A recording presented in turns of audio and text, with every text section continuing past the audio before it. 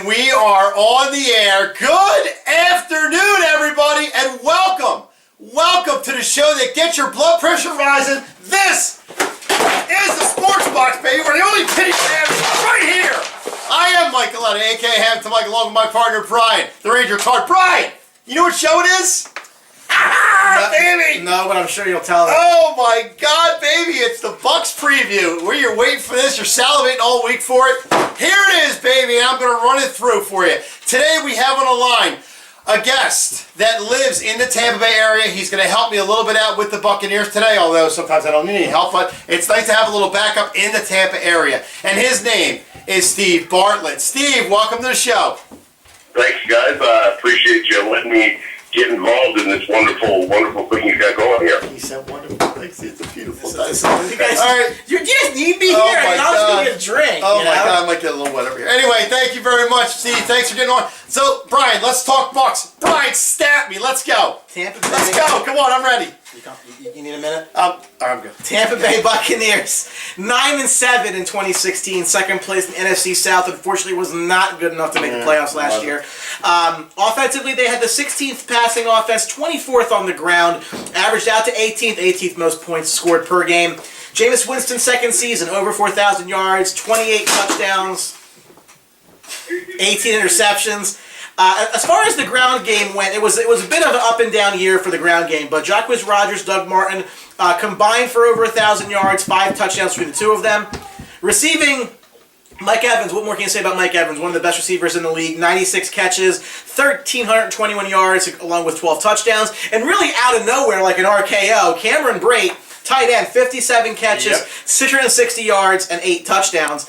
Defensively, not as good as they were offensively. They were pretty much that bottom fourth of the league, 22nd against the pass, 22nd against the run, and they allowed the 15th most points per game.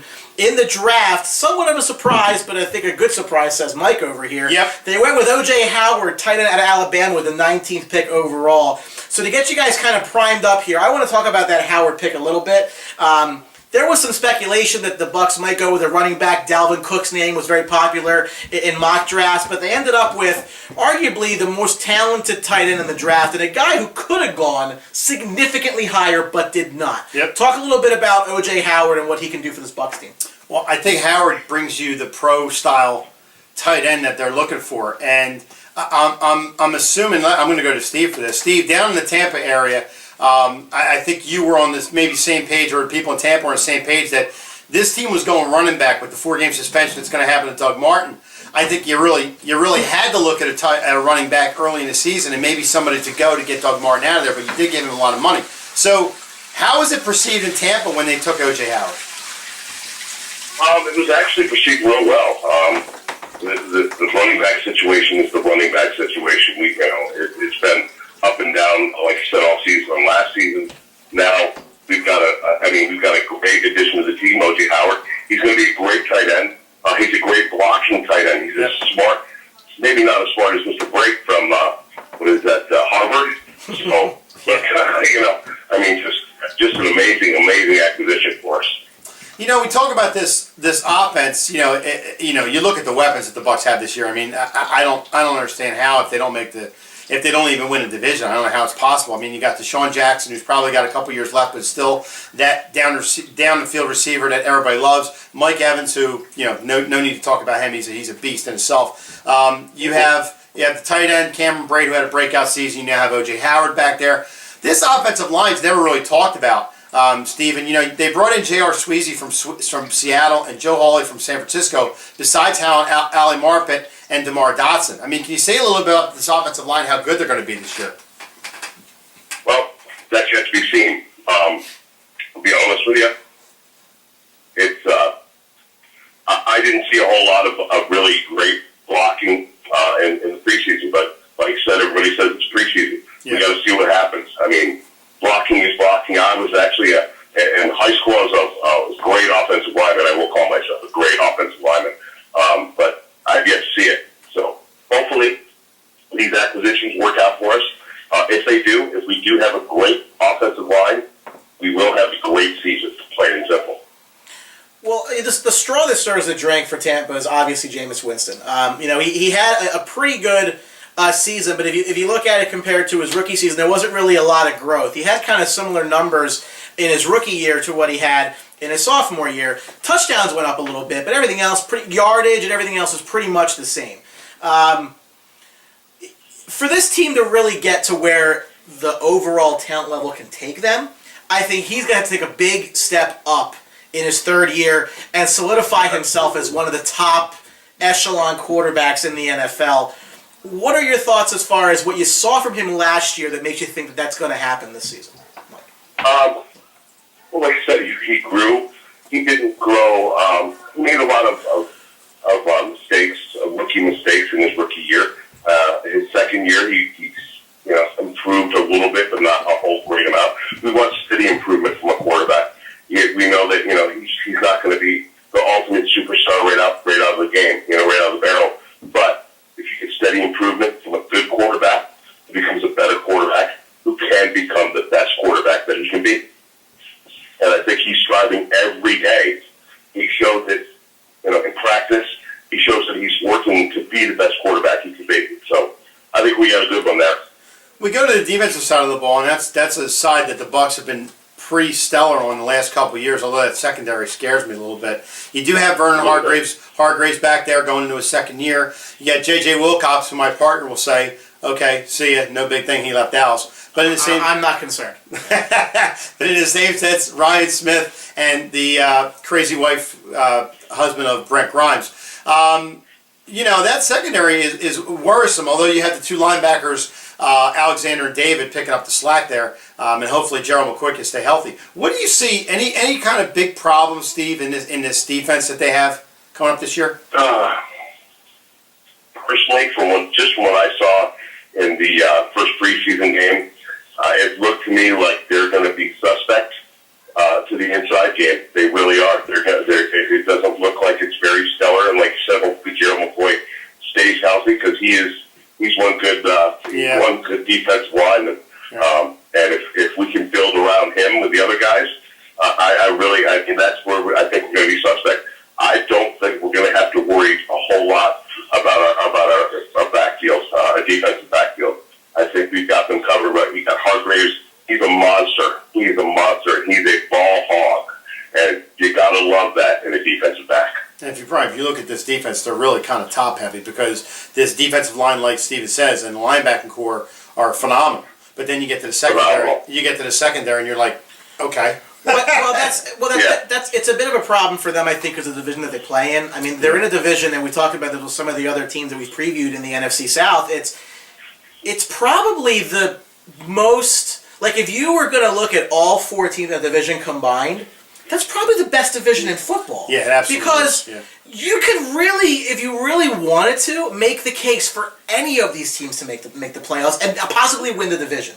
And I think that's probably the only one in the league that's like that. So my biggest concern from them defensively is, again, you look at those corners and say, well, I don't know. They're in a division with Drew Brees. They're in a division where you're going to see a lot of passing offenses that they're going to play against. Cam Newton, Matt Ryan. Really high-level quarterbacks with really high-octane offenses with excellent receivers to throw to. Yep.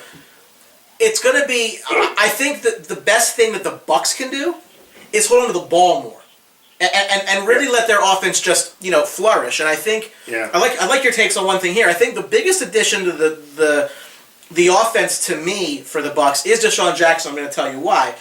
I don't think Evans has ever had a guy on the opposite side with the speed. With the speed that Jackson has, that can stretch the field the way he did in Philadelphia. So now Evans can, he'll rush those safeties. I mean, he's going to have a lot more space to catch balls. And now because the defense is less compressed. And probably Stephen will agree with this. If you can't get 2 of those guys open, which is probably going to be one of them, will probably be open at some point. You're going to have Brate or you're going to have O.J. Howard open. Yeah. So you got a nice safety valve right there.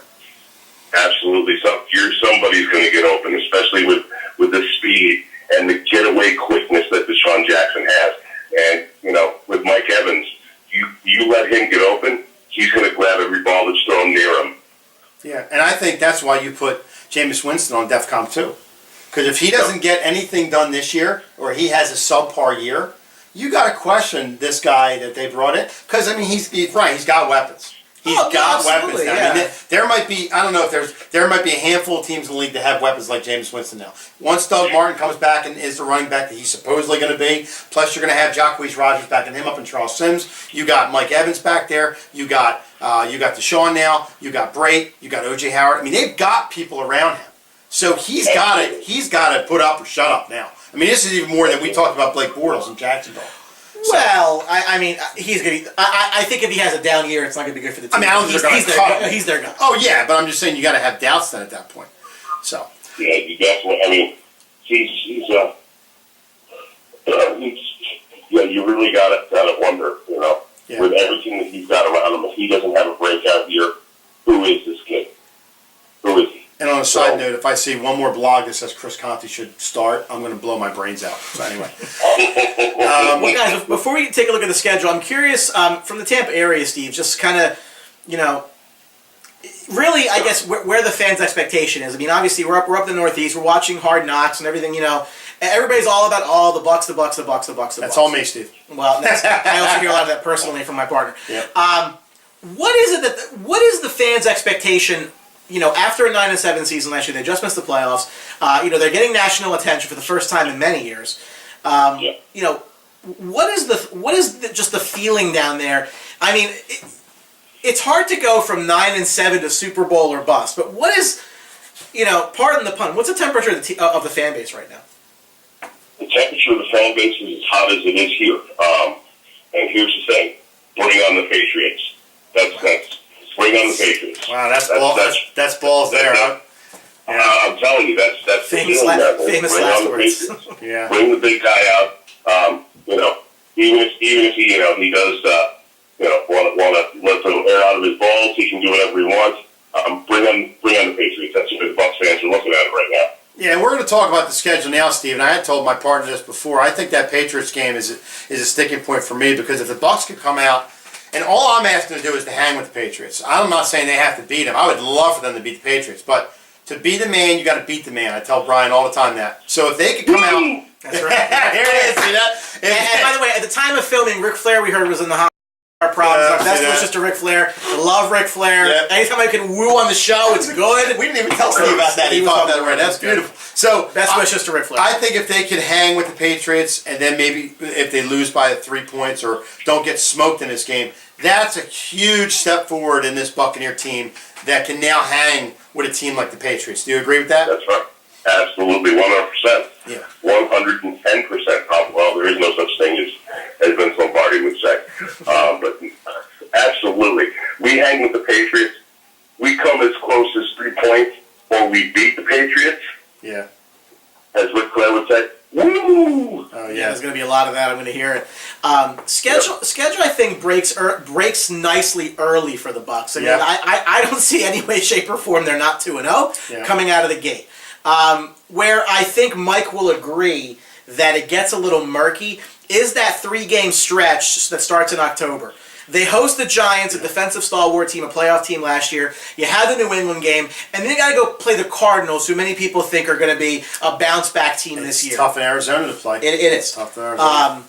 If you have to point to a 3-game stretch where you're going to find out what this team is made of early, it's going to be there. But what's interesting, too, is they don't make division games their first 7 games. I think everything's compressed to the end of the season. I was just going to say that. I think besides those 3 games you talk about, the Patriots, Cardinals, and the Buffalo, I think after the bye week is go time for the Bucs. You talk about a 6-game stretch that really comes into play for them. You got 2 against Atlanta, who I feel, and you felt too, going to reel back a little bit from what they did in the Super Bowl last year. You got Green Bay, obviously in Green Bay, old-time rivalry, cold game too in December. Yeah, so hopefully the Bucs will play well in that. You got Detroit, who they should beat, or Detroit's going to be hanging around for a playoff spot. You got Atlanta again, off to Carolina, and then New Orleans Saints are no pushover either anymore because the Bucs have struggled with them in past years. Either sweeping them or getting 1 or 2. So, Steven, what do you think about the schedule in the way of the last 6, or you're talking about the early 3? I'm going with you with the last bit. You got to hang towards the end of the season. You want to make the playoffs, you got to beat the teams that are going to be there. You've got to beat the Falcons. And just like you said, the Falcons, they're not going anywhere. They are not going anywhere. Green Bay, the old black and blue division, that was where we started. And we've always done okay. I think we do a lot better. And we will do a lot better, and we will get to the playoffs this year. We will. We better with that team. And I'll tell you what, quickly, they got a Thursday night game and a Monday night game. That's 2 primetime games for a young team on national stage. I just think for this, Bucs team, the way that they're getting the national attention, they really kind of. They got to be like at least 2-1, 3-0 into that Giants game, because they got to get off to a good start. They have to. They're in this division that's a powerhouse division. Because there's 3 games they should win out of the game. Yeah, and then if they fall off early, could it snowball the wrong way? And that's where I think, for a team with this much national attention, those first 2 games could not be better. I mean, and even from the standpoint of if you believe the Bucs aren't a great team outdoors in the cold, they really only have after the bye week the 1 game in Green Bay. The Falcons game's either in Atlanta or in Tampa, warm weather. Right. It's at Carolina, warm weather. Saints, warm weather in the Dome. Yeah. Or I'm sorry, it's at Tampa. But the Packers game. But the thing is, all those divisional games are going to mean something. Oh, yeah. Division, because like you said, other than the Lions and the Packers, there's 4 division games mixed in there. They're going to mean something to somebody. And I will say this, and I don't know if you guys agree with me. We actually mentioned this during our Buffalo preview, is because these 4 teams are in this knockdown, drag-out division. Yep. You may see teams in this division that are better than teams in the NFC East or the NFC North end up with worse records because they're beating up on each other. Yes. And which is why winning that division is so crucial, because you may be a really, really good team. Yep. But 9-7, as you found out last year, may not get you in. True. So you have to find a way to get above the Atlantas, New Orleans, and Carolinas, because you don't want to risk getting into a head-to-head tiebreakers with some team in the NFC West like Arizona who's beating up on San Francisco and the Rams. So you don't get that luxury. So Steve, we're talking about the division between the Atlanta, Carolina Panthers, and the New Orleans Saints. Who do you think is going to vow with the Bucs to win that division? Who has the best shot? Well, I watched a little bit of the Cleveland. Brain parts here. The Cleveland game with Drew Brees and the Saints. They didn't impress me. Their first team didn't impress me. But who do I think? Well, Carolina's the meat and potatoes. I have to say it. I've always said it since they came here, and now they're doing real well. I say it's going to be Carolina. Okay. Well, I'm going to put you guys on the spot. Let's see how much of an agreement you need. Now, in my humble opinion, I think whoever wins this division better have a double-digit win total, and it probably needs to be closer to 11 or 12. Oh, absolutely double-digit division. So if you believe, now as I do, that the NFC West will send 2 teams to the playoffs in Seattle and Arizona, there are 2 spots at best for this fatal 4-way of NFC South teams. Okay, well, let Steven go first. Steve, what do you think about the record for the Bucs this year? Records for the Bucs? Yeah. I said it last year. At the end of the year, this season will be 12-4. And I am on page with that. I'm going to say 12-4, 11-5. Because this team, and Steve, we talked about it on our show. This team's got weapons. It's not like they're starving for things to throw to here or run to. And the defense, other than the secondary, they got to step up. They got to do it this year. This is the year. They're going to be on national TV twice. They got the Patriots on the schedule. They got a legitimate schedule, and they're ready to go in the way of everybody's expecting them to get there. So the only thing that does scare me, and I'm going to throw this at you, Steve, is that they are on Hard Knocks this year. And you know that, and I know that, obviously. But in the same, we looked it up, and in the 16 Hard Knocks, there's only 6 teams that have made the playoffs, and one's won the Super Bowl, and that was Baltimore. So do you feel this is a little bit of a distraction for the Bucs going through the year? It might be because of their age, because of how young they are. Yeah. But, I see Jameis Winston stepping up as a third-year veteran. I really do. I see him, throughout the whole game, nonstop, whether it was first string, second string. He had no qualms about giving the fist bumps. Come on, guys, come on. We're still in this. Yeah. He's always motivating. You got DeSean Jackson. You got Mike Evans. We're going to be fine, guys. Just so you know, and all the Tampa Bay fans out there, just so we know. have came on and said 15-1, but I don't know. 15-1. That's all right. No, I wouldn't go down. I will say this: of any team in the league, I think if you look at a team that's like the compass is pointed due north, I think you're going to be hard pressed to find a team that's more on the rise than this Buccaneers team. Now, that doesn't mean a whole lot of anything because if they don't fulfill those expectations, then heads are going to roll, so on and so forth. But I don't know. I think they have a good mix of players. I will say this, and I'm sure Steve will agree with me too. This team, although they're built for offense and they have a ton of weapons, they cannot turn into the New Orleans Saints and try to outscore teams. They are not going to win games 35-30, 40-45. They're not. It's just not going to happen. They're just going to have to slow teams down to a point where it's manageable to have Jameis Winston step up and beat them scoring wise. And look, they're not going to blow a lot of teams out. Are they going to blow? They might blow a couple teams out. I would say maybe 3 or 4 teams. Not even that many. Maybe 2 or 3 teams they might blow out. But other than that, these are going to be close games. They're going to be under 7 points. I think it's going to be rough. It's going to be a little tricky year for them. But I think they can do it. Steve, do you agree? But as I said, they'll be fine. Yep. It's spoken like a true Bucs fan. Hey, listen, I hope you guys really enjoyed hanging out. We could. I'm here if too, he was in the studio, I'd probably give him a hug right now, but that's okay. Well. Oh, stop. You make me blush. See that? Yeah. And I only blush red and pewter, so. Yeah, I tell you. Sometimes orange and white. Attaboy. Yeah, can we keep this going? Can we keep this? Anyway. You want me to leave the room? No, that's all right. Anyway, thank you very much. That's all the time we have for the Tampa Bay Buccaneers preview show. We want to thank our Tampa Bay affiliate in the Tampa area, Stephen Bartlett, for getting on and help us talk a little Bucs today. Stephen, thank you, my friend. We appreciate it. Thank you, guys. Thank you. And if anything breaks in camp, you know that I'll be all over like a cheap suit. But we will get Stephen back on the line to give us what Tampa Bay, the pulse of the Tampa Bay, the station, the area down there to see what they're thinking.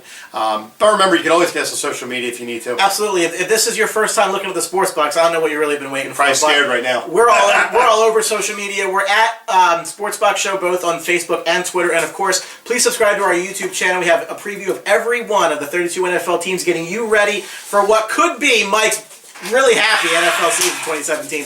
We'll find out, but definitely keep an eye up on us. We're going to make sure we get you the right content. Here it comes. And remember, folks, at the Sports Box, the only opinion that matters. Let's put that on the helmet. Let's do it. It's right here. Can I headbutt you? Absolutely not. Oh, damn. All right. See you. This episode of the Sports Box is brought to you by Mic'd Up Entertainment and DJ Mike Velarde.